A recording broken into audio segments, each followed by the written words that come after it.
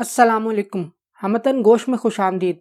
अगर आपने अभी तक हमारे चैनल को सब्सक्राइब नहीं किया तो हमारे चैनल को सब्सक्राइब करके घंटी के निशान को दबा दें ताकि आपको तमाम वीडियो अपडेट्स मिलती रहें। पेशे खिदमत है सफरीना, किस्त नंबर 13। सफरीना झील से बाहर निकली तो सिकंदर अपनी कमीज पहन चुका था और अब अपने बालों को संवार रहा था। उसने अपने मुंह में कुछ पढ़ा तो वो बिजली की सूरत इख्तियार कर गई।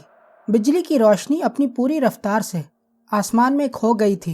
सिकंदर को इत्मीनान था कि वो जल्द ही वापस आ जाएगी, इसलिए इसने सफरीना के चले जाने पर किसी खास रद्द अमल का इजहार नहीं किया।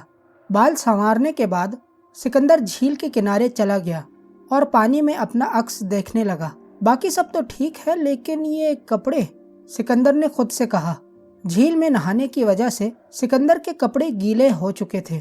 पहले तो उसने सोचा कि सफरीना से कहकर नया सूट मंगवा लेगा, फिर उसने खुद ही अपनी बात की नफी कर दी, क्योंकि अगर वो खुद लिबास तब्दील करके जाता तो हो सकता है कि सरदार या दूसरा कोई ये सोचता कि सिकंदर और सफरीना के पास तो कुछ भी नहीं था, तो ये लिबास उन्होंने कहां से और कैसे तब्दील कर लिया। वो झील के किनारे से उठकर एक बड़े पत्थर पर बैठ गया जहां सफरीना बैठी हुई थी। उसने अपने हाथ में छोटे छोटे कंकर इकट्ठे किए और फिर उन्हें झील में फेंकने लगा। जब कंकर पानी में गिरता तो पानी की लहरें एक दायरे की शक्ल इख्तियार करती और फिर वो दायरा बड़ा होता होता किनारे से जा लगता। सिकंदर को पानी में कंकर मारना बहुत भला लग रहा था। उसे पता ही नहीं चला कि पानी से खेलते हुए उसे कितनी देर हो गई थी।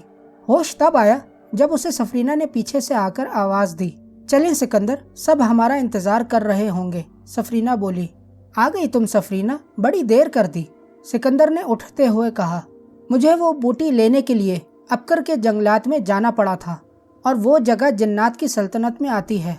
मेरा जिन्नात से कुछ दिन पहले ही टकराव हुआ है, इसलिए मुझे छुप कर जाना पड़ा था।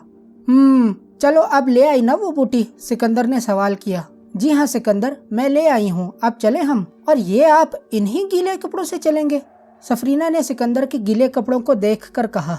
सफरीना चूंकि अपनी शक्ल तब्दील करके हो आई थी, इसलिए उसके कपड़े खुश्क हो चुके थे, मगर सिकंदर झील के किनारे बैठा सफरीना का इंतजार कर रहा था और जंगलात की वजह से सूरज की किरणें जमीन तक नहीं आ रही थीं, तो इसलिए सिकंदर के कपड़े अभी तक मुकम्मल खुश्क नहीं हुए थे। पहले मैंने सोचा कि तुम्हें कहूँ कपड़े लाने के लिए, लेकिन अगर मैं कपड़े तब्दील करता तो बस्ती के लोग सोच सकते हैं कि हमारे पास तो कोई कपड़े नहीं हैं, तो मैंने ये सूट कैसे तब्दील किया, इसलिए इन्हीं कपड़ों में चलेंगे सफरीना। सिकंदर ने अपना ख्याल सफरीना को बताया। ओहो, आप तो बड़े चालाक हैं सिकंदर, ये सोच तो मेरे दिमाग में भी नहीं आई थी। सफरीना ने सिकंदर की तारीफ करते हुए कहा, देख लो, मानती हो ना कि मैं स्मार्ट हूँ सफरीना? सिकंदर ने अपनी तारीफ करवाने के लिए कहा। मानती ना होती तो आपके साथ ना होती सिकंदर, सफरीना ने जवाब दिया। क्या मतलब? सिकंदर को समझ नहीं आई। मतलब कि आप चालाक और स्मार्ट हैं तो ही मुझे काबू कर लिया ना। आम आदमी में इतनी ताकत कहाँ कि वो सफरीना को गुलाम बनाने की सोचे। सफरीना बोली, हाँ ये तो है, मगर अब चलो, सरदार हमारा इंतजार कर रहा होगा। सिकंदर ने सफरीना से चलने के लिए कहा और फिर खुद आगे चल पड़ा। सफरीना भी सिकंदर को जी चलें बोलकर सिकंदर के साथ हो ली। सिकंदर और सफरीना जब बस्ती में पहुंचे तो सूरज सर पर चढ़ आया था और पूरी आबोताब से चमक रहा था।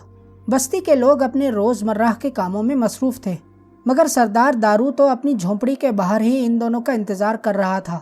बहुत देर कर दी नौजवान, मैं तो काफी देर से खाने पर तुम्हारा इंतजार कर रहा था। जब तुम नहीं आए तो मैं अपनी झोंपड़ी से बाहर निकल आया। सरदार ने बूटी की बात नहीं कही थी। जी हाँ सरदार, हमें देर हो गई। इतने बड़े जंगल में जड़ी बूटी को ढूंढने में थोड़ी मुश्किल दरपेश आ रही थी, लेकिन आपकी दुआओं से हम कामयाब लौट आए हैं। सिकंदर मतलब की बात पर आया था। सच में? ये तो बड़ी खुशी की बात है, लेकिन पहले हम सब चलकर खाना खाएंगे, इसके बाद जड़ी बूटी का सोचेंगे। क्यों बेटी, तुम क्या कहती हो? सरदार ने सफरीना से पूछा। बिल्कुल सरदार, हमारी वजह से आप लोगों ने खाना नहीं खाया और भूखे रहे, तो पहले हम सब खाना खाएंगे, इसके बाद मैं आपको जड़ी बूटी का रस निकाल कर दूंगी। सफरीना ने सरदार को जवाब दिया। आओ चलें। ये कहकर सरदार झोंपड़ी के अंदर दाखिल हुआ और इसके पीछे सिकंदर और सफरीना भी अंदर आ गए। सामने ही दस्तरखान लगा हुआ था। सरदार दस्तरखान के एक किनारे पर बैठ गया تو سفرینہ اور سکندر سامنے کے کنارے پر بیٹھ گئے۔ انہیں بیٹھا دیکھ کر سردار کی بیوی اور بیٹی بھی آ کر بیٹھ گئے اور پھر خاموشی سے کھانا کھایا گیا۔ سفرینہ نے دکھاوے کے 2-4 لقمے مارے اور پھر بہانہ کر کے الگ ہو کر بیٹھ گئی۔ کھانا کھانے کے بعد انہی برتنوں میں ہاتھ دھوئے گئے اور پھر دسترخوان اٹھا دیا گیا۔ سردار منتظر تھا کہ سکندر اور سفرینہ بات شروع کریں اور پھر سفرینہ نے پہل کی۔ سردار، مجھے ایک مضبوط برتن چاہیے جس میں جڑی بوٹی پیس کر اس کا عرق نکالا جائے۔ سفرینہ کی فرمائش سن کر سردار کی بیٹی اٹھی اور سائڈ کے کمرے سے اوکھلی نما برتن اٹھا لائی۔ سفرینہ نے بوٹی کے پتوں کو اوکھلی میں ڈالا اور پھر جو پتھر سردار کی بیٹی لائی تھی اس پتھر سے پتوں کو کوٹنے لگی۔ سفرینہ کوئی 5 منٹ تک اپنا ہاتھ چلاتی رہی اور پھر وہ رک گئی۔ تھوڑا پانی ملے گا اور ایک پیالہ بھی، سفرینہ بولی۔ سکندر سوچ رہا تھا کہ کہاں یہ چڑیل اور کہاں اس کی ڈاکٹری، لیکن مجبوری تھی اس لیے وہ بھی چپ بیٹھا ہوا تھا۔ سردار کی بیٹی ایک گلاس میں پانی اٹھا لائی اور پھر سفرینہ پانی کی چند بوندیں اوکھلی میں ڈال کر دوبارہ سے کوٹنے لگی، لیکن اس مرتبہ اس نے زیادہ وقت نہیں لیا اور پھر بوٹی کا عرق نکال کر پیالے میں الگ کر لیا۔ سردار، اب یہ آپ کو پینا پڑے گا، اس سے آپ کو صرف پسینہ آئے گا اور دل کی دھڑکن تیز ہوگی بس، سفرینہ نے سردار کو آگاہ کر دیا۔ تو سردار نے پیالہ اٹھا کر منہ سے لگایا اور پھر سبز رنگ کا مادہ اپنے حلق میں اتار لیا۔ وہ سب اب کسی معجزے کے انتظار میں تھے، لیکن ان سب سے الگ سفرینہ خاموش بیٹھی سردار کو دیکھ رہی تھی۔ سردار کے ماتھے پر پسینے کے چھوٹے چھوٹے قطرے نمودار ہوئے اور پھر بڑھتے گئے۔ کیونکہ سردار کو پہلے ہی بتایا گیا تھا تو سردار مطمئن بیٹھا ہوا تھا۔ چند لمحوں کے بعد سردار کی حالت یہ ہو گئی کہ اس کی اوپری قمیض پسینے سے شرابور ہو چکی تھی۔ سردار کا چہرہ سفید سے لال ہو گیا تھا اور پھر سردار کے چہرے پر اطمینان کی جھلک نظر آئی، جس کے بعد سردار پرسکون ہوتا گیا۔ سردار کی بیوی نے اٹھ کر سردار کے ماتھے کا پسینہ اپنے پلو سے خشک کیا اور پھر سردار کے قریب لگ کر بیٹھ گئی۔ وہ بار بار پلو سے سردار کے چہرے کو صاف کر رہی تھی۔ سردار نے اسے ہاتھ کے اشارے سے روکا تو وہ رک گئی۔ اب بتائیں سردار، آپ کیسا محسوس کر رہے ہیں؟ سفرینہ نے پوچھا۔ سچ کہوں تو میں خود کو دوبارہ سے جوان محسوس کر رہا ہوں۔ ایسا لگ رہا ہے جیسے میرے اندر بجلی سی دوڑ رہی ہے۔ ایک طاقت ہے میرے اندر جس کو میں اپنی رگ رگ میں محسوس کر رہا ہوں، سردار نے جوشیلے انداز میں کہا۔ اس کا مطلب ہے کہ آپ تندرست ہو گئے ہیں اور باپ بننے کے لیے مکمل اہل ہیں۔ سفرینہ نے سردار کو ہری جھنڈی دکھائی تو سردار اٹھ کھڑا ہوا، جسے دیکھ کر باقی سب بھی اٹھ کھڑے ہوئے۔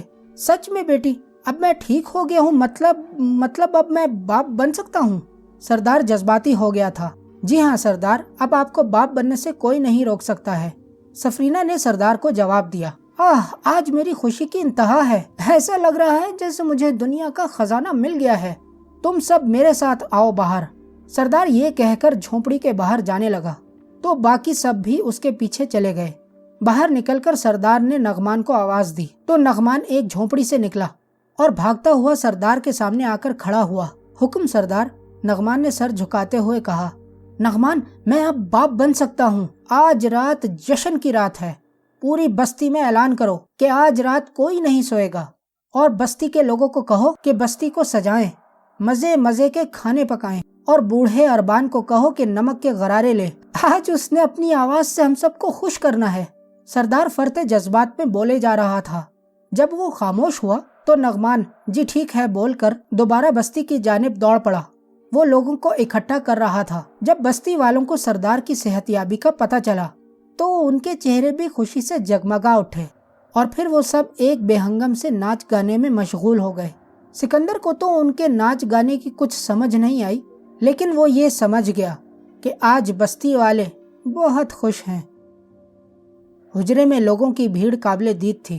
جب سے انہیں پتہ چلا کہ ان کی مسجد کا ایک نمازی لوگوں کی بیماری اور مسئلے حل کر رہا ہے تو لوگ جوک در جوک بھاگتے آ رہے تھے۔ اس وقت مسجد کا حجرہ لوگوں سے بھر چکا تھا اور کافی لوگ حجرے کے دروازے اور باہر ہی لائن لگا کر کھڑے ہو گئے تھے۔ حجرے میں لوگ ایک دائرے کی صورت میں بیٹھے ہوئے تھے اور دائرے کا مرکز درخان تھا، جس کے پاس نزدیک آبادی کے لوگ آئے ہوئے تھے۔ بھائیوں، میں ایک گناہگار بندہ ہوں۔ میں نے تو بس اس آدمی کو دم کیا تھا جس کے بعد اس کی تکلیف ختم ہو گئی۔ اس سے زیادہ میں کچھ نہیں جانتا۔ درخان یہی بات لوگوں کے سامنے بار بار دہرا رہا تھا، لیکن لوگ درخان کی نہیں سن رہے تھے، بلکہ ہر انسان اپنا رونا رو رہا تھا۔ کسی کو بیماری نے مار رکھا تھا تو کوئی غریبی سے لڑ رہا تھا، کسی کی اکلوتی بھینس گم ہو گئی تھی تو کسی کی بیٹی کی شادی نہیں ہو رہی تھی۔ ان سب لوگوں کو تو یہی نظر آ رہا تھا کہ سامنے بیٹھا یہ انسان اللہ کا خاص بندہ ہے اور یہی انسان ان کے تمام دکھ درد دور کرے گا۔ بیٹا، میرے سر کا درد بچپن سے ہے، جتنی دوا کر سکتا تھا میں نے کی، لیکن طبیعت پھر بھی اچھی نہیں ہوئی۔ اب تو یہ درد میرے ساتھ ہی قبر میں جائے گا۔ بیٹا، اگر ہو سکے تو مجھے بھی دم کر دے، تو اللہ کا پیارا بندہ ہے، تیری وجہ سے اللہ کرم کر دے گا تو میرا سر کا درد ٹھیک ہو جائے گا۔ ایک بوڑھے آدمی نے اپنی تکلیف کا بتایا۔ کہاں درد ہوتا ہے بابا؟ لاچار ہو کر درخان نے اس بوڑھے آدمی سے درد کی جگہ پوچھی۔ یہاں سے شروع ہو کر یہاں تک ہوتا ہے بیٹا۔ اس بوڑھے آدمی نے درخان کا ہاتھ پکڑ کر اپنے سر کے سامنے والی جگہ پر رکھا اور پھر پھیرتا ہوا پیچھے تک لے گیا۔ اسے آدھے سر درد کی تکلیف تھی۔ درخان نے اپنے ہاتھ کی انگلیوں کو کھول کر سر کو پکڑا اور پھر دبے الفاظ میں کچھ پڑھ کر 3 مرتبہ اس بوڑھے آدمی کی طرف پھونک ماری۔ بس بابا، اب آپ جاؤ، اللہ نے چاہا تو اب آپ کے سر کا درد ٹھیک ہو جائے گا، درخان بولا۔ یہ سن کر بوڑھا آدمی اپنی جگہ سے اٹھ کھڑا ہوا اور پھر درخان کو دعائیں دیتا ہوا حجرے سے چلا گیا۔ بابا، آپ کا کیا مسئلہ ہے؟ درخان نے سامنے بیٹھے ایک بوڑھے آدمی سے کہا۔ بیٹا، میری مٹھائی کی دکان ہے، پہلے تھوڑی بہت کمائی ہو جایا کرتی تھی جس سے گھر چلتا تھا، لیکن اب 2 مہینوں سے اتنا بھی نہیں ہو رہا کہ ایک وقت کی روٹی کھا سکوں۔ گھر پر بیوی ہے، 2 بچے ہیں، لیکن اب اتنا نہیں ہوتا کہ گھر جاتے ہوئے کچھ لیتا جاؤں۔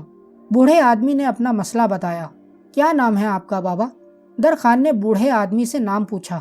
رسول بخش بیٹا، میرا نام رسول بخش ہے، بوڑھے آدمی نے اپنا نام بتایا۔ نام سن کر درخان نے اپنی آنکھیں بند کر لیں اور اپنا چہرہ آسمان کی طرف کر کے کچھ پڑھنے لگا۔ کافی دیر تک وہ پڑھتا رہا اور پھر اس نے اپنی آنکھیں کھول دیں۔ آپ کے پاس کچھ پیسے ہیں بابا؟ درخان نے سوال کیا۔ نہیں بیٹا، اس وقت تو نہیں ہے، لیکن میں ادھار لے سکتا ہوں۔ تم بتاؤ مجھے کیا کرنا ہوگا؟ بوڑھا آدمی جس کا نام رسول بخش تھا استفسار کرتے ہوئے پوچھا۔ 1 منٹ، یہ کہہ کر درخان نے اپنی قمیص کی دائیں جانب کی جیب میں ہاتھ ڈالا اور چند روپے نکال کر بوڑھے آدمی کو دیے۔ بابا، ان پیسوں کے چاول لینا اور ان کا میٹھا پکا کر بچوں میں خیرات کر دینا، انشاءاللہ آپ کی دکان چل پڑے گی۔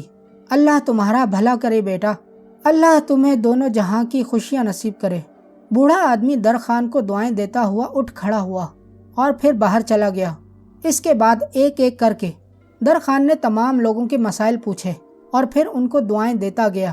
جن کے مشورہ طلب مسائل تھے انہیں مشورے دیے، لیکن ان سب کو سنتے سنتے درخان کو عشاء ہو گئی اور پھر وہ عشاء کی نماز مسجد میں ہی پڑھ کر گھر کی جانب چل پڑا۔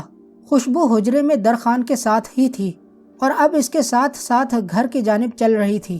سلیمان، یہ اچانک لوگوں کو کیا ہو گیا کہ ایک دم سے بھیڑ لگ گئی؟ درخان نے خوشبو سے سوال کیا۔ یہ تم پر اللہ کا کرم ہے درخان، وہ جسے چاہے عزت دیتا ہے اور جسے چاہے ذلت دیتا ہے۔ اللہ نے تمہیں عزت دی ہے، آگے آگے دیکھنا اور پتہ نہیں کیا کیا ہوتا ہے۔ ایک غیبی آواز آئی جو سلیمان کی تھی۔ لیکن میں ایک گناہگار انسان ہوں سلیمان، میری اتنی اوقات نہیں کہ اللہ کو لوگوں کی فریادیں پہنچاؤں۔ درخان نے کہا، تم ایک گناہگار انسان تھے درخان، لیکن اب تم اللہ کے مقرب بندے ہو، تمہیں اللہ نے عزت سے نوازا ہے، تو اس عزت کے بدلے اللہ کے مجبور بندوں کی مدد کرو، ان کے کام آؤ، یہی اب تمہاری عبادت ہے، یہی تمہارا دین بھی ہے۔ خوشبو بولی، لیکن سلیمان میں اچانک ہی نزدیک کے گھر سے بچے کی رونے کی آواز آئی۔ سلیمان، یہ آواز کیسی ہے؟ درخان نے اپنی بات کو ادھورا چھوڑ کر پوچھا۔ خوشبو چلی گئی تھی اور پھر کچھ دیر بعد واپس آئی۔ اس گھر میں ایک بوڑھی عورت اپنے نواسے کے ساتھ رہتی ہے درخان، اور پچھلے 2 دن سے نہ اس عورت نے کچھ کھایا ہے اور نہ ہی اس بچے نے۔ خوشبو سے آواز آئی، سلیمان کیا تم میری مدد کر سکتے ہو؟ درخان نے خوشبو سے کہا، اپنے پیچھے دیکھو درخان۔ درخان نے جب مڑ کر دیکھا تو ایک بھرا ہوا تھیلا پڑا ہوا تھا اس میں راشن اور کچھ کھانے پینے کی چیزیں ہیں درخان، تمہاری جیب میں میں نے کچھ پیسے بھی رکھ دیے ہیں، تم یہ سب اس بوڑھی عورت کو دے دو، سلیمان نے کہا۔ تو درخان نے خاموشی سے وہ شاپر اٹھایا اور پھر اس گھر کی جانب چل پڑا۔ نزدیک پہنچ کر دروازے پر دستک دی تو کچھ دیر بعد ایک بوڑھی عورت دروازے پر آئی۔ کیا کام ہے بیٹا؟ بوڑھی عورت نے پوچھا۔ اماں، یہ رونے کی آواز کیسی ہے؟ درخان نے جواب دینے کے بجائے سوال کر ڈالا۔ بیٹا، گھر میں کچھ بھی نہیں کھانے پینے کو، میں اور میرا نواسا 2 دن سے بھوکے ہیں، بس اسی وجہ سے وہ رو رہا ہے اور مجھ میں ہمت نہیں کہ میں اسے مزید دلاسا دے سکوں، عورت نے روتی آواز میں بتلایا۔ اماں، یہ تھیلا لیں۔ درخان نے مزید بات کرنا مناسب نہ سمجھا اور تھیلا آگے بڑھاتے ہوئے کہا، کیا ہے اس میں بیٹا؟ وہ پوچھنے لگی۔ کھانے پینے کا سامان ہے اماں، اور یہ کچھ پیسے بھی رکھ لیں اماں، اگر راشن کم پڑ جائے تو دکان سے لے لیجیے گا۔ درخان نے پیسے نکال کر عورت کی جانب بڑھائے۔ عورت نے بھی خاموشی سے وہ شاپر اور پیسے لے لیے اور بنا کچھ کہے دروازہ بند کر کے چلی گئی۔ شاید اس کی عزت نفس گوارا نہیں کر رہی تھی کہ وہ یہ سامان لے، لیکن چونکہ اب سامان لے لیا تھا تو اس میں شکریہ کہنے کی بھی ہمت نہ ہوئی اور وہ دروازہ بند کر کے چلی گئی۔